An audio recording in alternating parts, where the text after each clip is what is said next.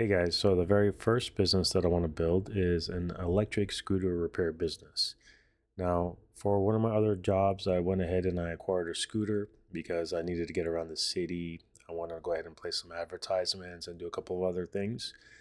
So at that point, I went ahead and I sourced an electric scooter. I did what I needed to do with it, and when I was done, I went ahead and I sold it. It was at that point I realized that, damn, these scooters are everywhere. They're very versatile and they're easy to use.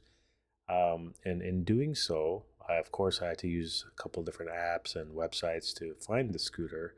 But I started seeing advertisements pop up all over the place. Like, hey, I'm selling a course on repairing electric scooters, or, here's the best electric scooter here. So I'm like, there does seem to be demand. And yeah, so I think I'm going to get into that business. Um, what I'll do next is when I actually acquire another electric scooter, I'll post an update here. But if you want to know a little bit more in depth of exactly what I'm going to do and how I'm going to do it and why, you can head over to my school community and join us over there.